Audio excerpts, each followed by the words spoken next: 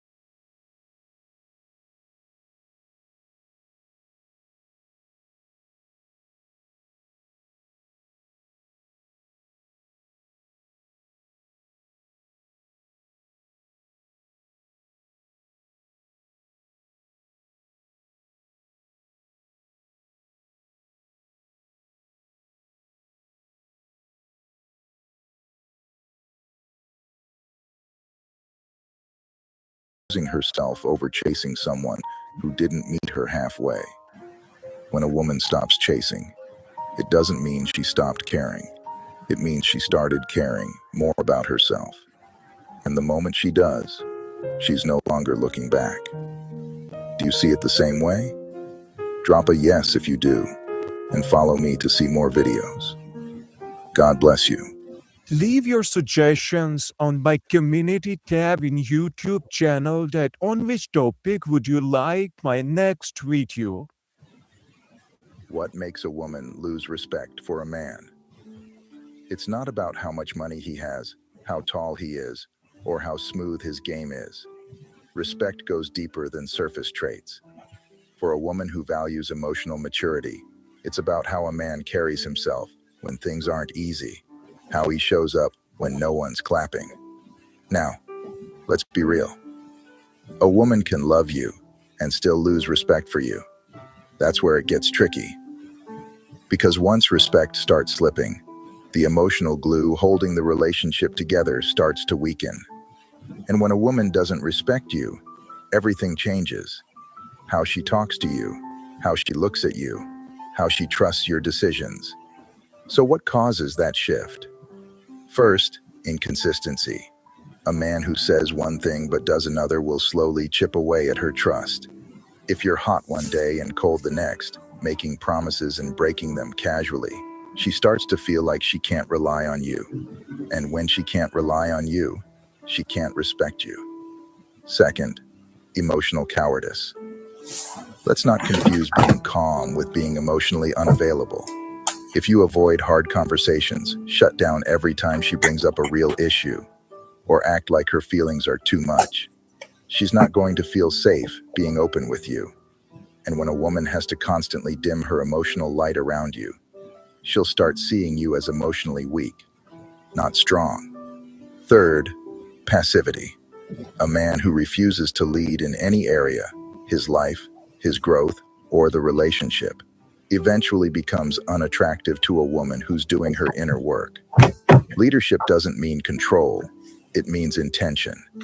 If she's always the one making plans, initiating progress, or having to push you toward your potential, that doesn't feel like partnership. It feels like parenting. And lastly, disrespect. Subtle jabs, dismissive tones, rolling your eyes when she talks. These things seem small, but they build up. When a woman feels unseen, unheard, or unappreciated, she doesn't always shout about it. But inside, the switch flips.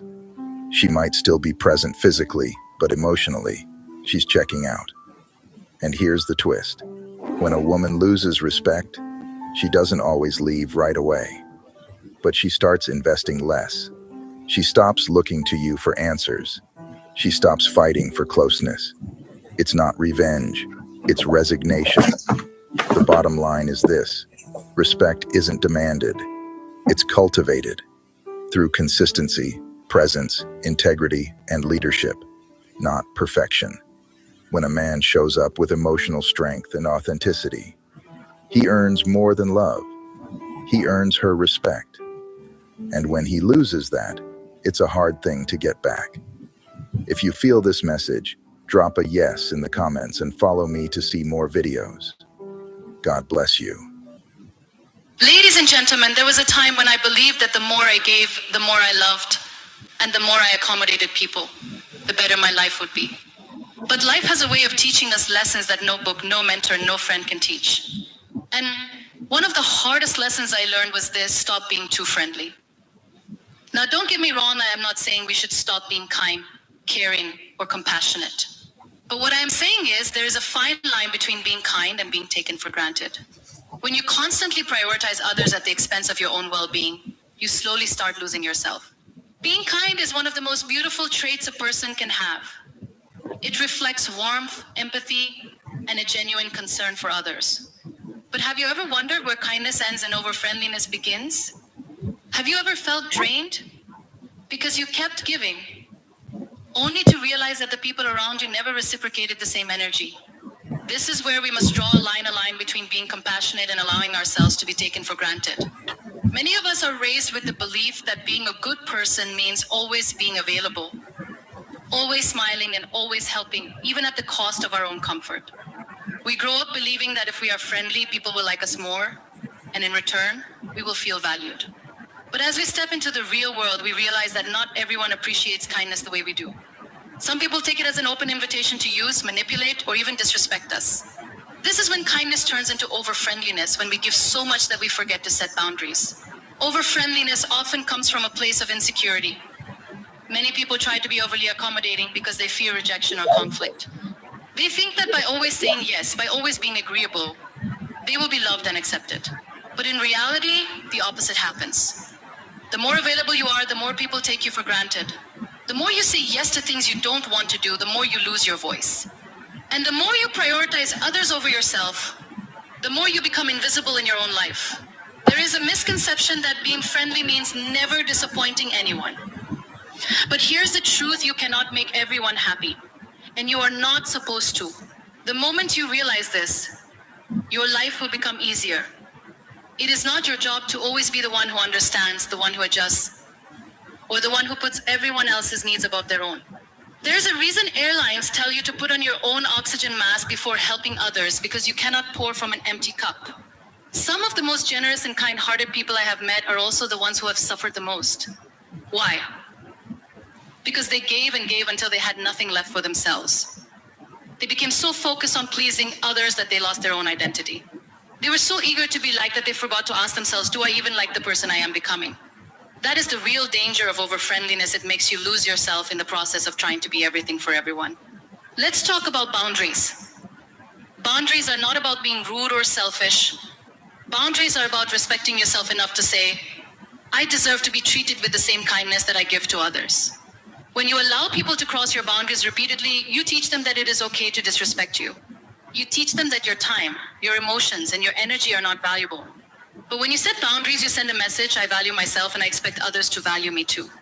Some people will not like the new you when you start setting boundaries. They will call you selfish, rude, or arrogant. Why? Because they were benefiting from the fact that you had none. They were comfortable with the version of you that always said yes, always agreed, and always made life easier for them. But do not let this guilt trap stop you from protecting your peace. If someone gets upset because you are no longer allowing them to take advantage of you, that is a clear sign that they were never truly your friend. Real friendships and relationships are built on mutual respect. A true friend will not get angry when you say no. A true friend will understand when you need space, when you need time for yourself, or when you cannot always be available. But those who only stick around when you are convenient for them, they are not your friends. They are just people who benefited from your inability to say no. Over-friendliness can also impact your career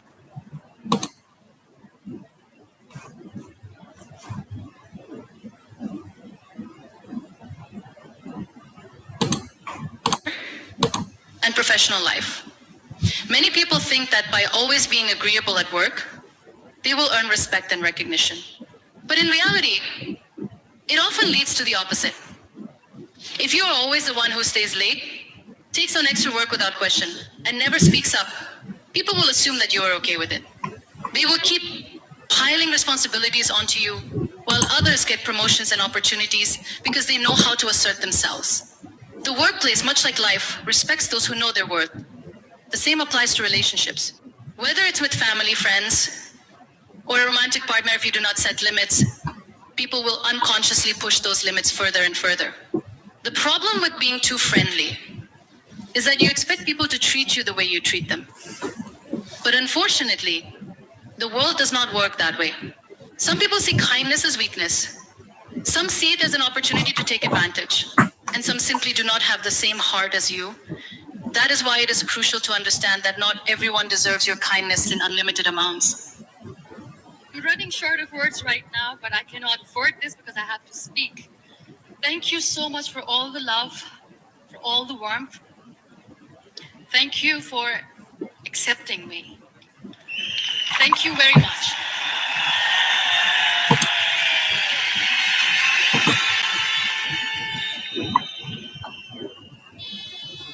Well, I always start my talk with a disclaimer. And that disclaimer is that I've never claimed to be a motivational speaker. Yes, I do speak, but I feel more like a storyteller because wherever I go, I share a story with everyone. Well, it is a story of a woman whose perfectly imperfect life made her who and what she is today. It's the story of a woman who, in pursuit of her dreams and aspirations, made other people realize that if you think that your life is hard and you're giving up on that because you think your life is unfair, think again. Because when you think that way,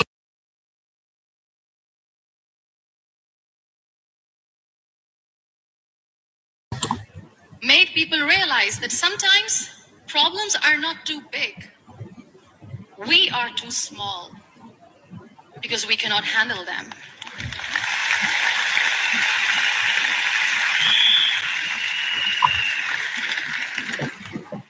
It is the story of a woman who with time realized the real happiness doesn't lie in success, money, fame. It lies within. Real happiness lies in gratitude.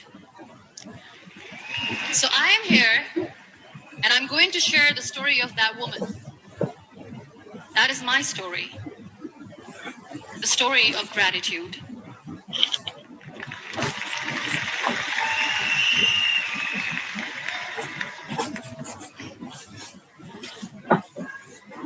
I love you too. I love you all.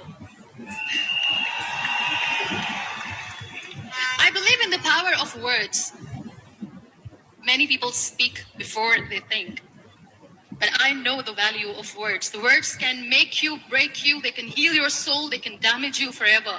So I always try to use the positive words in my life wherever I go.